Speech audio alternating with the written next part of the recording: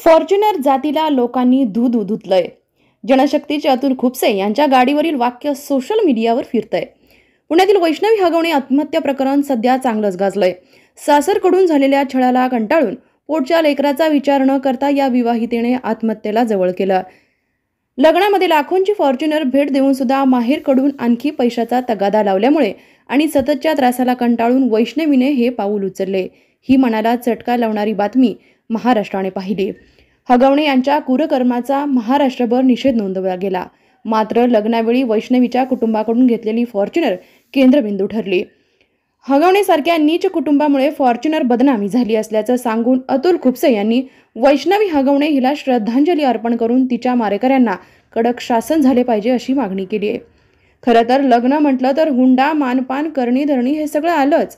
पुढच्या मुलीचा संसार चांगला व्हावा यासाठी वधू पिता अनेक अडचणींच्या डोंगराला सामोरा जाऊन हौस करतो. याच पद्धतीने वैष्णवीचा संसार सुखाचा व्हावा, सासर मोठं मिळालं आहे म्हणून कोट्यवधी रुपये खर्चून लग्न केलं.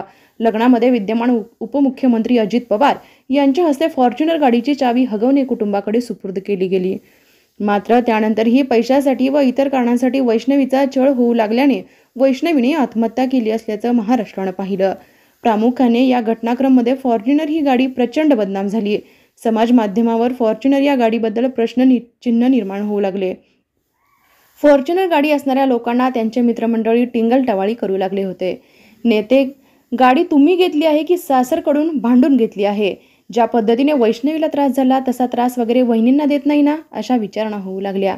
त्यामुळे जनशक्ती संघटनेचे अध्यक्ष, शेतकरी चळवळीचे नेते अतुल खुपसे पाटील यांनी त्यांच्या फॉर्च्युनर गाडीवर हगवणे कुटुंबियाला टार्गेट करत वेगवेगळी वाक्य लिहिली आहेत. त्यामध्ये, तशी तर मी मोठ्या घरची राणी, मात्र मला बदनाम केले हगवणे यांनी. मी फॉर्च्युनर, माझा रुबाबच वेगळा, पण हगवणे यांच्यामुळे नाव ठेवू लागलंय गाव सगळा. अतुल भाऊंनी मला रोखीत विकत घेतलंय, पण हगवणेमुळे लोकांनी मला दूध धुतलंय. अशा प्रकारची वाक्य गाडीवर टाकून त्यांनी हगवणे कुटुंबियांचा बाजार उठवला असून सोशल मीडियावर गाडीचा हा फोटो आणि व्हिडिओ तुफान व्हायरल होतोय. हगवणे कुटुंबियांना कठोर शासन झालं पाहिजे. खरं तर मुलगी एखाद्या गरीब शेतकऱ्याच्या घरी द्या, त्याला एखादी गाई म्हैस घेऊन द्या, तो तुमची आयुष्यभर जाणीव ठेवेल. मात्र मुलगी मोठ्या घरी जाते ही कल्पना मुळात चांगलीच, मात्र समाजातून टाकून दिलेल्या औलादी त्यांना कितीही कमीच पडतं. याचे सर्वोत्तम उदाहरण म्हणजे हगवणे कुटुंब. वैष्णवी ताईवर जो अन्याय झालाय, असा अन्याय माझ्या स्वतंत्र भारतातील एकाही मुलीवर पाहिला नको.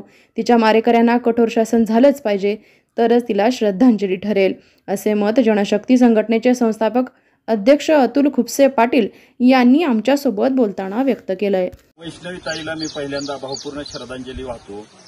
एका बाजूने खूप कष्टातून फॉर्च्युनर सारखी गाडी घेतली. सर्वसामान्याला फॉर्च्युनर गाडी घ्यायची, शेतकऱ्याला गाडी घ्यायची म्हणजे 2-3 वर्ष त्या ठिकाणी पैसा जमा करावा लागतो किंवा बँकेचं लोन करावं लागतं.